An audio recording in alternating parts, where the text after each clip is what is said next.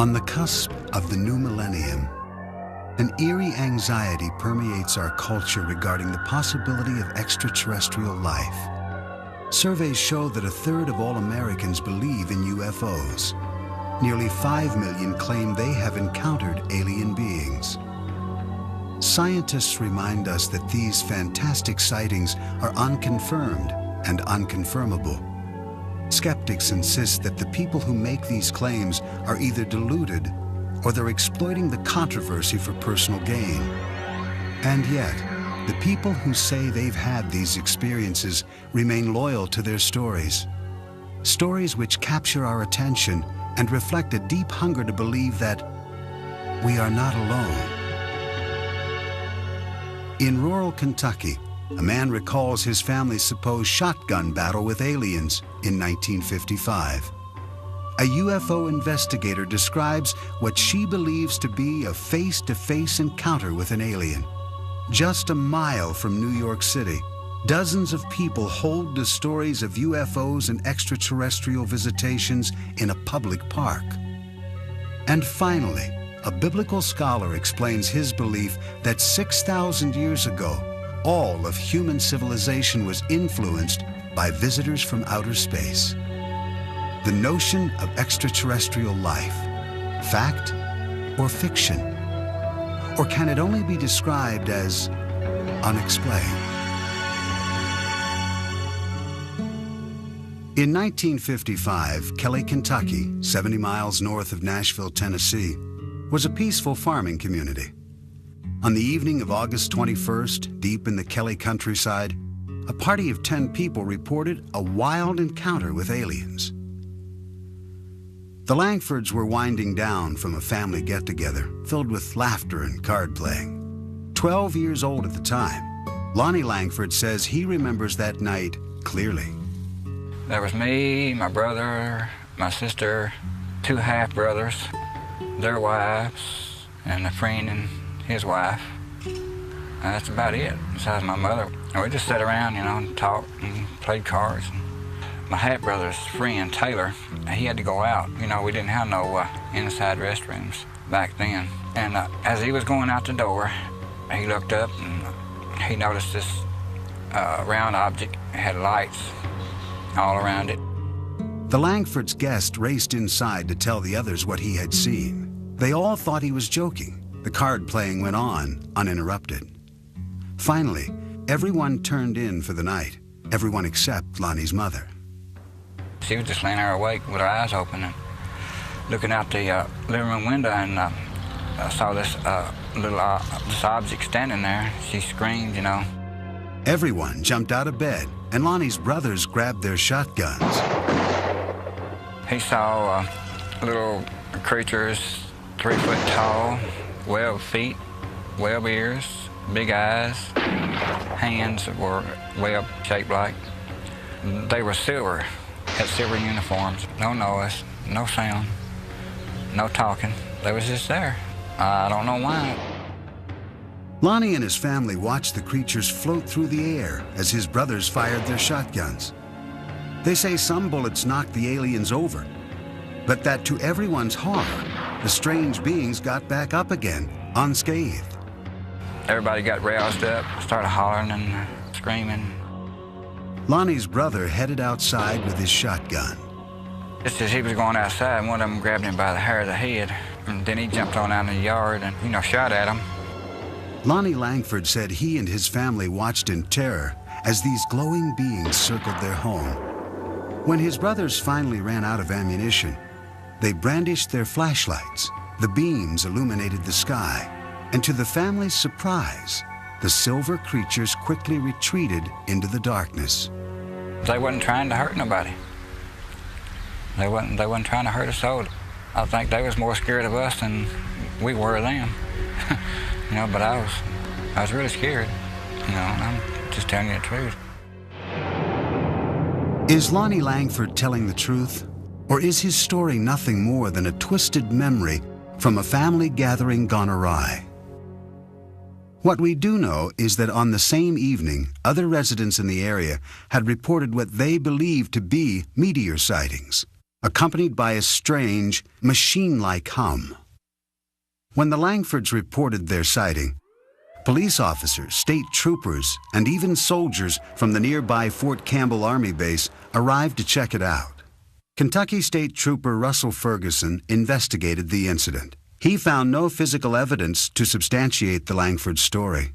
The only thing that we did find was the family there, rather disturbed, very emotional, and swearing that something had occurred in the way of small, silver-looking people with big eyes and big heads trying to get into their house. UFO investigator Philip Imbrogno finds the Langford family's story compelling. He thinks they may indeed have encountered extraterrestrials. It is one of the cases that is actually very convincing, because here you have a family that really didn't care anything about UFOs, and all of a sudden they report that they had these little beings coming on their property and they fired on them and so on. And to this day, that is one of the cases that convince me that perhaps we should consider that there are extraterrestrials here from time to time that have landed on our planet and interacted with our society. During the time of the Langford sighting in the mid-50s, Americans of all walks of life were enthralled with space-age images. And a new wave of science fiction movies was coming out of Hollywood, many of which were based on the growing anxieties surrounding the Cold War. The local people were influenced by movies and books and magazine articles popular in that particular time, but keep in mind that the people of this area were fundamentally agricultural in background and Protestant in their faith, with some commitment to the fundamental side of faith. Since the Langfords claimed to be devout Christians, is it possible that they had become overzealous from a religious revival meeting that Sunday afternoon? State Trooper Russell Ferguson doesn't think so. He believes they were drunk. I didn't find anything up there except just a bunch of people running amok. They had one specific emotion, and that's from, I think, a pretty wild day. Oh, there was no alcohol there. No alcohol at all, because my mom, she was real Christian and she wouldn't allow it in the house. My brothers did drink, you know, but they didn't have anything around the house. There wasn't no alcohol around the house that night. Another explanation for what took place that night involves a traveling circus which happened to be passing through town. I went to our newspaper files and found the showing of the Shrine Circus here at our fairgrounds for 3 nights, Thursday, Friday, and Saturday, prior to this activity at Kelly. It's certainly possible that monkeys were in that traveling troupe of the Shrine Circus, and it is possible that some of them could have escaped. Some people said it was monkeys from a circus. I didn't know that there was a circus at the time, and neither did my family. There ain't no silver monkeys. How can a monkey be silver?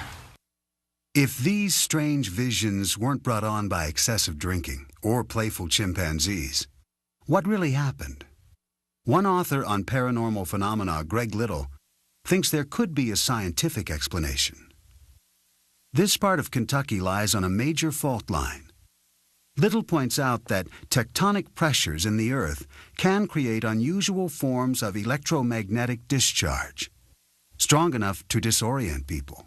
These electromagnetic plasmas have this enormous, powerful electromagnetic field around them. And when a person gets close to this field, it does interact with brain biochemistry. It also produces serotonin, a substance that is biochemically identical to a hallucinogenic drug called dimethyltryptamine, which is a 30-minute LSD trip, which, gee, if you had a 30-minute LSD trip when you were asleep, what would we call that?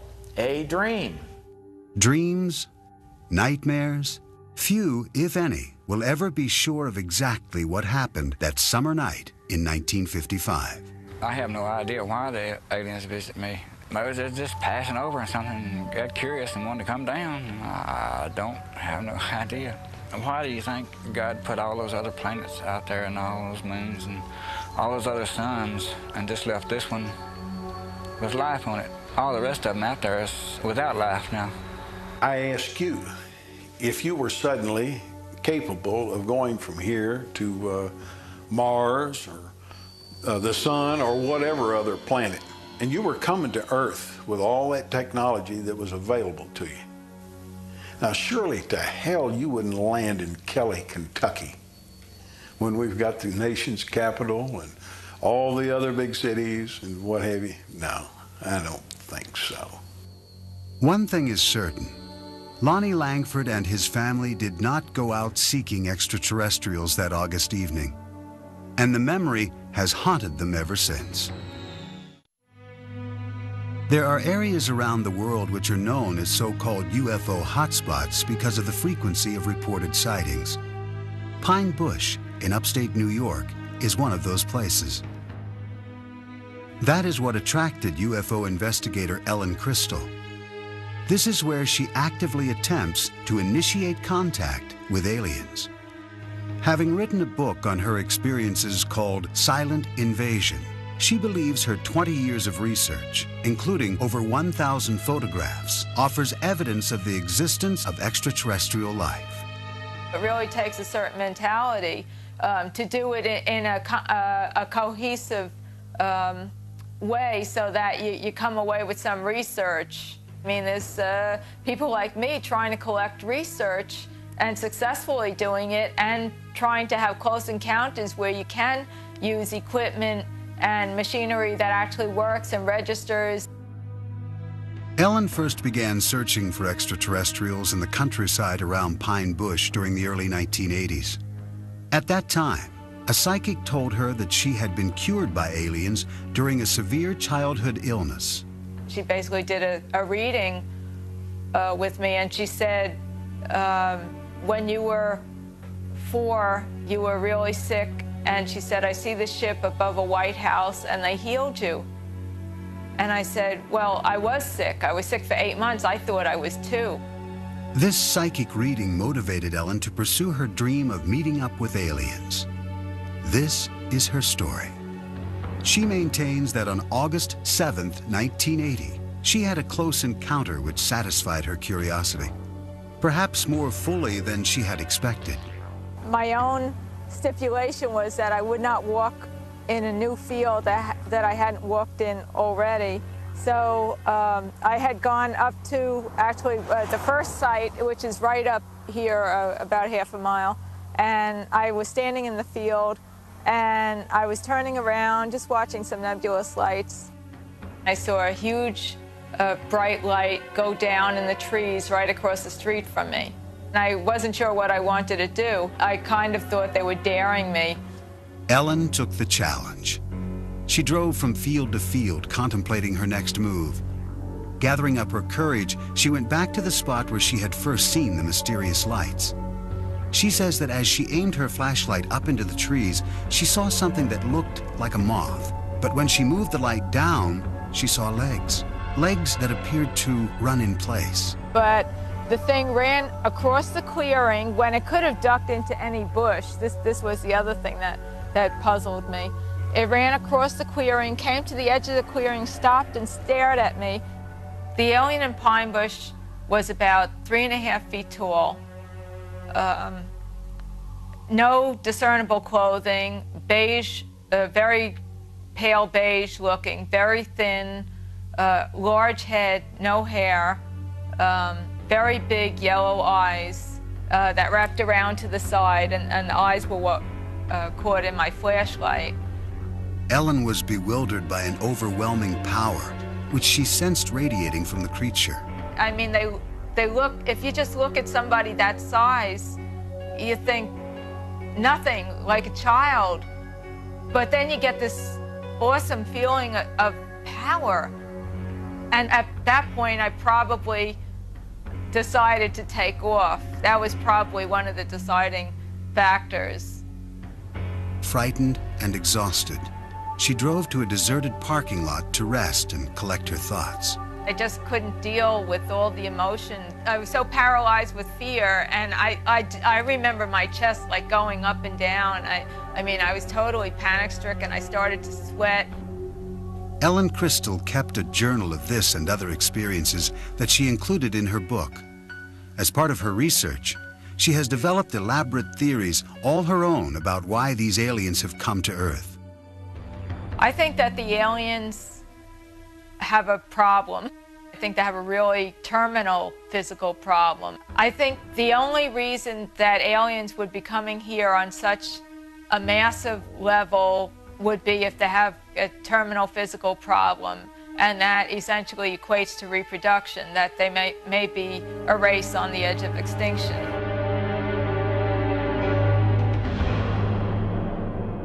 Are Ellen Crystal's claims of extraterrestrial incursions into upstate New York to be believed? Or is she subscribing to a type of modern-day mythology? Professor of Sociology at Northwestern University, Bernard Beck, thinks this is the case. There are some people who are saying when the extraterrestrials come, they are so smart and so accomplished just by virtue of the fact that they got here, that they'll bring with them all sorts of things to make our lives better. They'll take care of us. And like anything that is created by ordinary people in their masses, through culture, through talking over back fences and talking over lunch and talking over a beer at a bar, it creates a culture, expectations, and a sense of the way these things are supposed to go. According to fellow UFO investigator Philip Imbrogno, Ellen's expectations are so intense that, combined with her apparent fascination with science fiction, her objectivity is severely compromised. I believe that Ellen Crystal is very sincere about what she's doing. I question some of her methods of investigation and some of her conclusions as to what she is collecting. When she looks at her evidence, she says this can be nothing else but ETs. Okay? When I look at her evidence, I say, well, you've got something here.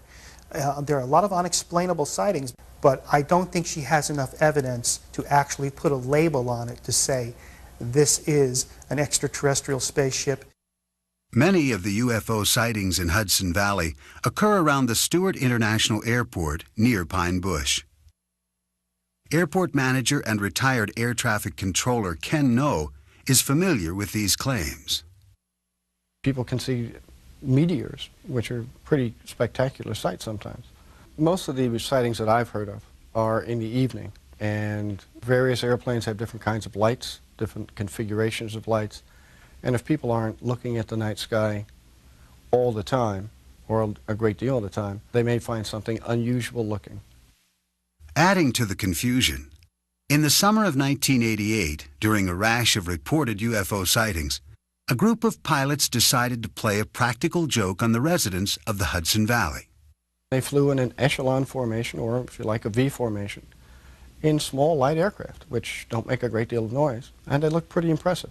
And so it was quite an impressive sight. And a number of people reported that as a UFO, which probably was the pilot's intention in the first place, to have some fun with folks. It caused quite a stir for a number of years. Ken No and other local air traffic controllers remain skeptical of Ellen Crystal's conclusions and of her UFO video research. I have seen some of her work, some of her photographs, and I think they're certainly questionable. These tapes were shot near the Stewart International Airport. Clearly looks like an airplane to me. I see flashing strobe lights as anti-collision lights, and what may be two landing lights on the wingtips of the aircraft. Again, this clearly looks to me like a slightly out of focus video of an aircraft. I think you can clearly see that this is probably a large jet aircraft. At this point on the tape, you can even hear the engines. Looks like an airplane to me. Ellen's photographs fail to hold up under any scientific scrutiny. Another problem is that her reported sightings tend to take place when she is alone. Psychology professor Hubert Dolezal says that when Ellen's psychic told her that aliens had cured her during a childhood illness, it may have caused these delusional sightings. I'm sure people talked. The family probably mourned, cried. She was probably told she might die, or chances are she perceived that and picked up on it. And then she's told that someone out of the ordinary, someone out of the medical community is responsible for her healing. Perhaps the most important event in her life. She has life. Psychologically, I liken this with someone who finds out somewhat late in life that he or she was adopted. and the terrific human need to make contact. Many UFO sightings are easily explained. Yet when more than one person claims to see the same object at the same time from different vantage points, the reports become harder to dismiss. Hudson County, New Jersey, the town of North Bergen, a middle-class suburb across the river from New York City. Its residents are hard-working, educated professionals who tend to be realists. This is also a place where there have been persistent claims of alien and UFO sightings. George Obarski owned a Manhattan liquor store and drove the same route back to his home in North Bergen, New Jersey, every night for decades. At 3 a.m. on the morning of January 12, 1975, as he was driving through the local park, his radio reception suddenly became distorted. He related the subsequent events to UFO investigator Bud Hopkins, who recorded his story with a portable tape recorder. Well, I would say that that thing was 30 feet across. It was a big thing. Yeah. And it seemed to be, I would say, maybe 6 feet high. You know, like a pancake. It was blown up and like a pancake. Right. And the thing landed right ahead of me. He described small figures who got out. He said they looked like kids in snowsuits. And they were each one carrying a kind of a squarish receptacle and a long spoon-like shovel. They dug soil samples extremely quickly, spooning up the dirt, put it in the little satchels, and got back in the craft. He said they moved incredibly fast, like kids coming down a fire escape. And the thing took off. He was absolutely terrified, stunned. He didn't know what he was seeing. Even after George Obarski made it home, he was still shaken, terrorized by what he had encountered. I was scared to death. Yeah. You know, I was sweating, and I immediately made some tea. Boy, after that, I turned on this radio and I took 2 aspirins. You know, I was scared. Right. Man, just either I'm going crazy or something awful wrong though. George Obarski died in 1990. His son, Frank, remembers his father's story well. What he described was a big saucer-like object, which, for want of any better explanation, you'd have to call a UFO, unidentified flying object, that came down, was sort of disc-like on the bottom, had very strange lighting, sort of glowed.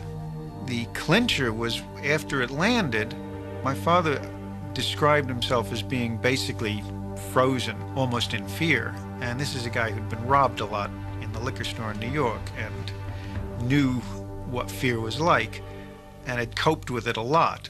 But he said he was genuinely frightened of this thing.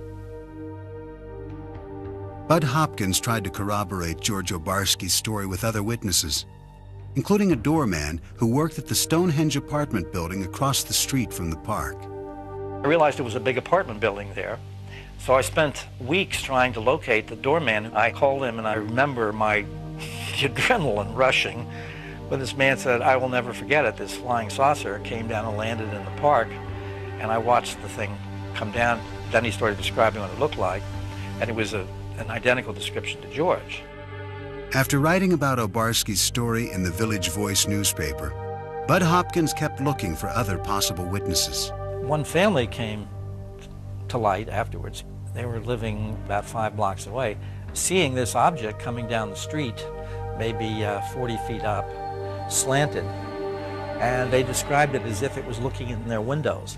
And even though the woman in the family was ill, she ran outside in her nightgown, bare feet, and the father and the children ran out, and they followed this thing down the street. A North Bergen school teacher, Ann Karlovich, says she listened skeptically as her daughters described the telltale evidence in the park on the day after the alleged incident. Back in 1975, we had heard about this incident, that there was a flying saucer in the park. So my daughter and her friends went down to the park to see what was going on, and they all came running back saying they saw rings and burn marks in the grass in the field down near the softball field. And they told me the whole story about broken windows, that the Stonehenge had a large glass facade and it was broken by a beam of light that hit it. The kids were awfully excited about it. Frank Obarski also went to the site with his father.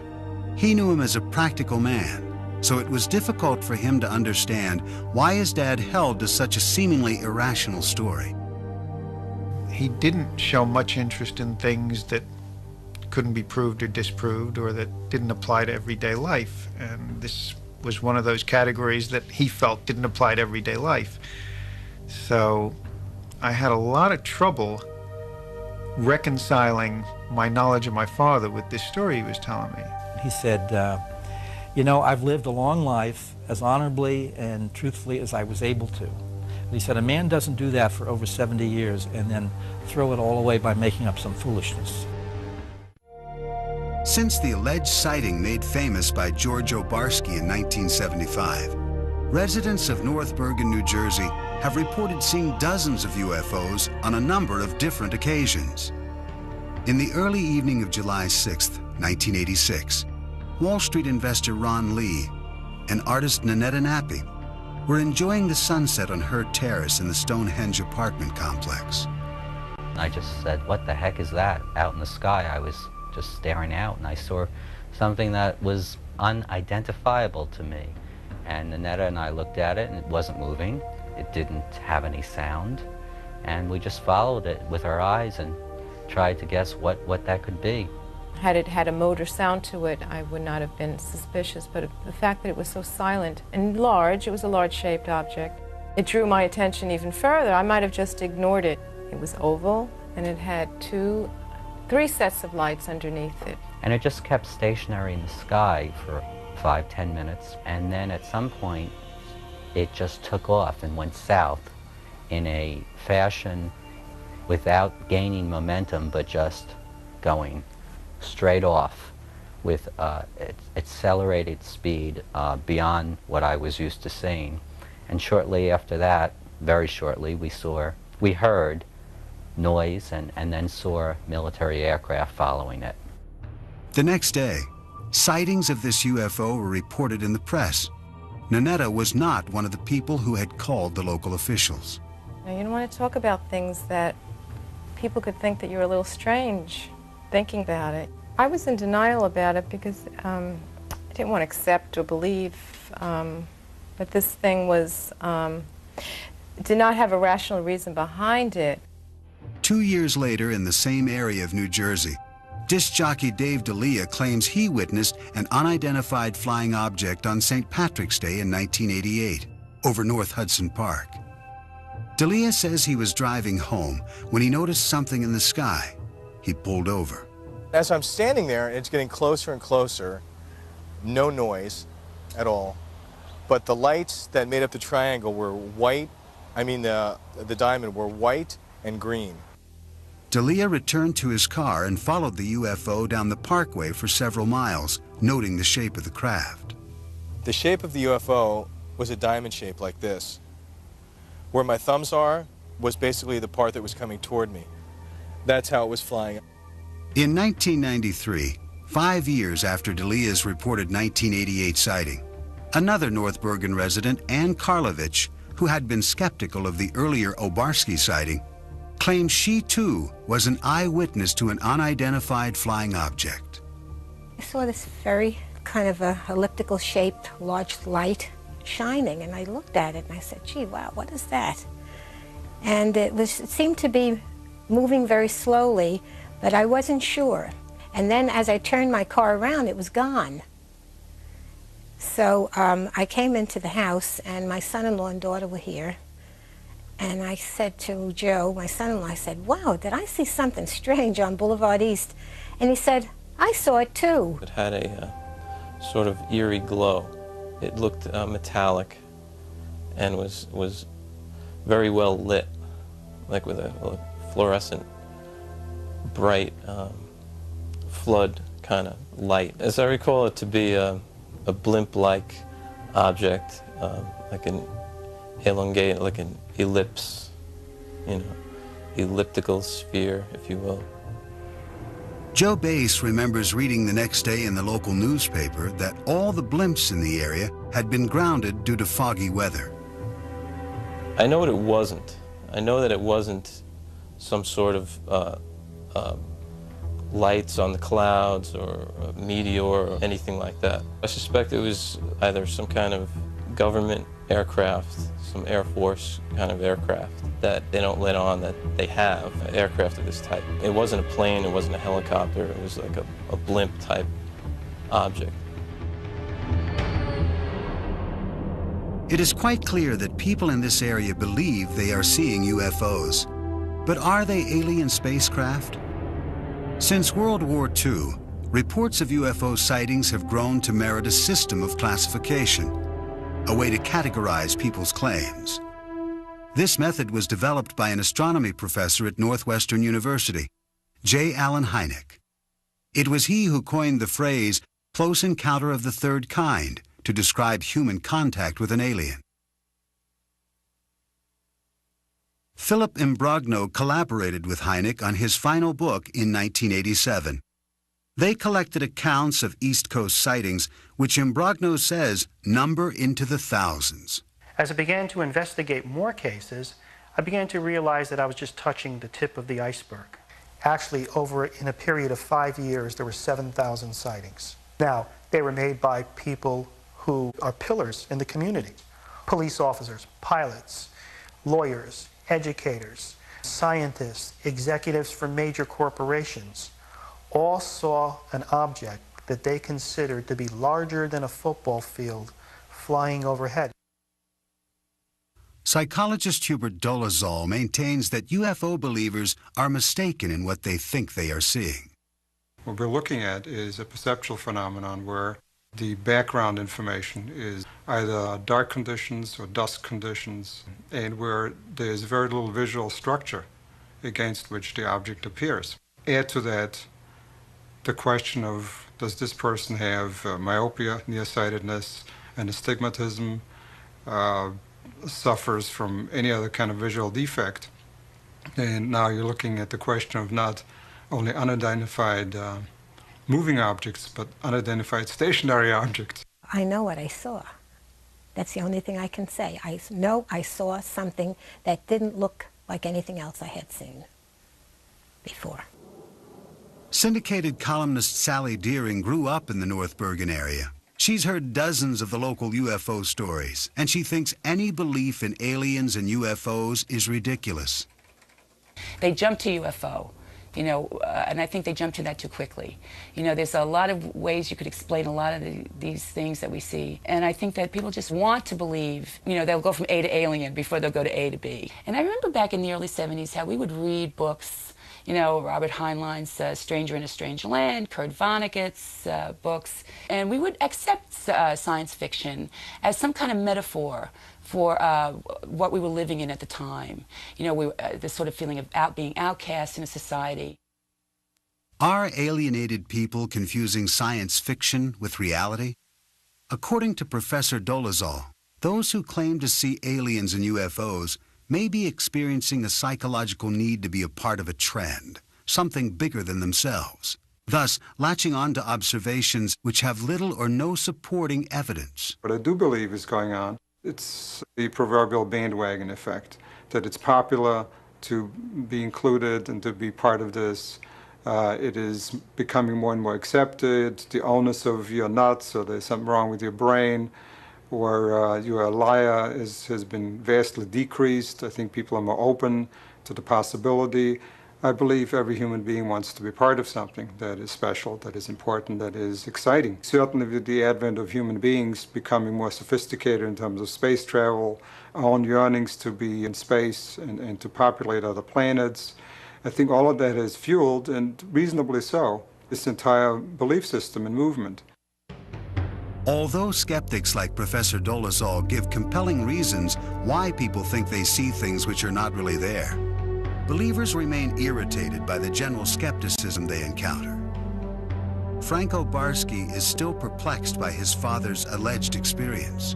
It really bothered him that people thought he was lying about this. And that's the thing that I find the most compelling about this whole story, and the thing that I have the most trouble with. I suppose it is frightening because it's the unknown. Things that are not really part of the known are frightening. It just came and went, and I could be wrong, but I think that was really a once-in-a-lifetime event where I saw something that's unexplained. Approximately 6,000 years ago, in southern Mesopotamia, a people known as the Sumerians developed an advanced society. As with the ancient Egyptians, many aspects of Sumerian culture remain cloaked in mystery. Zecharia Sitchin is a biblical scholar and expert on ancient civilizations. He believes that extraterrestrials called the Anunnaki visited this planet and influenced the Sumerian culture, a culture which attained heights that have not been matched until modern times. They had incredible knowledge of the heavens, of astronomy, of mathematics. They had high-rise buildings. They were the first to introduce the wheel. They had art, they had music, they had dance, they had laws, they had courts, they had judges, they had kings. Everything that we consider essential to a high civilization appeared there almost overnight 6,000 years ago. Sitchin bases his beliefs about the extraterrestrial influence on the Sumerian myths, which were written on ancient tablets. He contends that these myths describe actual experiences with the extraterrestrials known as the Anunnaki. The following text describes an assignment given to the ancient astronauts. Some were told to orbit and guard the Earth, while others were sent down to settle. Assigned to Anu, to heed his instructions. 300 in the heavens he stationed as a guard, the ways of earth to define from the heaven and on earth. 600 he made reside.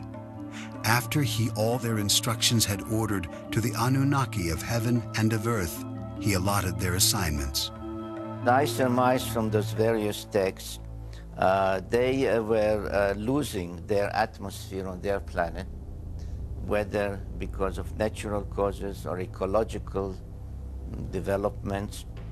According to Sitchin, these texts describe the Anunnaki coming to Earth to acquire gold particles, which they would use to shield their atmosphere. The myths also offer information about law, astronomy, and the cosmos. In these texts, our solar system consists of not 9 planets as we know it, but of 12, with the Anunnaki coming from the 12th planet called Nibiru. This mysterious planet comes close to the Earth's orbit every 3,600 years. The evidence from those ancient texts, from those ancient depictions, leaves no doubt in my mind that others from another planet were involved not only in our creation by jumping the gun on evolution, the way the Bible states it, but they were involved in giving us civilization for many millennia thereafter. Did the Sumerians evolve differently from the rest of humanity? Nearly all scholars on Sumerian culture dismiss Sitchin's hypothesis, including Professor Miguel Seville of the University of Chicago. In my experience, there is nothing in the evolution of the culture in southern Mesopotamia that cannot be explained by the normal evolution of culture in general. Professor Seville maintains that the Sumerian mythological texts are nothing more or less than what they appear to be, myths. He doubts Sitchin's ability to accurately translate these texts. The author mixes languages and explains one form of a language by another, and sometimes he seems almost incapable of recognizing whether a word is Sumerian, Akkadian, or Hebrew. Not only do scholars of cultural anthropology like Professor Seville differ with Sitchin's 12th planet theory, there are astronomers who argue against its very premise. I don't think that such a planet would be able to elude our detection for any real length of time, given what we are able to do now, as far as telescopic observations and gravitational studies and so forth. As far as traveling here, I personally don't see any reason why our particular star system would be any more interesting than any other. Of course, new planets are still being discovered, and NASA experts have recently made claims of microfossils on Mars. These findings have led most natural scientists to concede that there is a distinct possibility of life evolving elsewhere in the cosmos. My guess is that if life forms, it forms on the surface of the planet. You have to have a certain temperate climate. You have to have water on the surface or water just below the surface. It's possible that some of these precursors for life, the organic molecules, get seeded onto primitive Earth, say through comets. We know that comets have a lot of organic chemistry going on them. Many astronomers and astrophysicists agree with Professor Novick. And yet if there is advanced life elsewhere in the heavens, even in possession of sophisticated technology, the distances involved in navigating the stars are simply too vast. Maybe there are 10 advanced civilizations in our galaxy, maybe.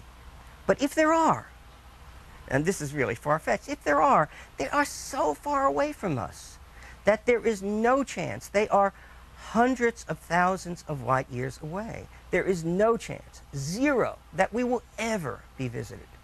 The best way to describe the distance to the stars, the distances are actually quite vast. The distance from here to the galactic center, we're just talking roughly 30,000 or so light years, I believe.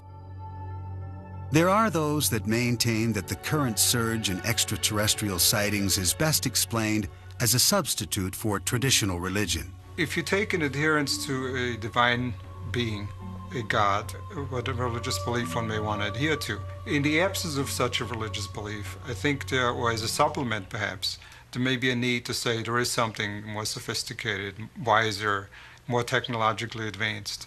And it seems to me that this is a reasonable supplement to, say, as a substitute for religious beliefs per se. Our needs are so great emotionally for some kind of religious center, and our fears, our paranoid fears are so great that it's extremely difficult to look at this objectively, and yet that's what we must do.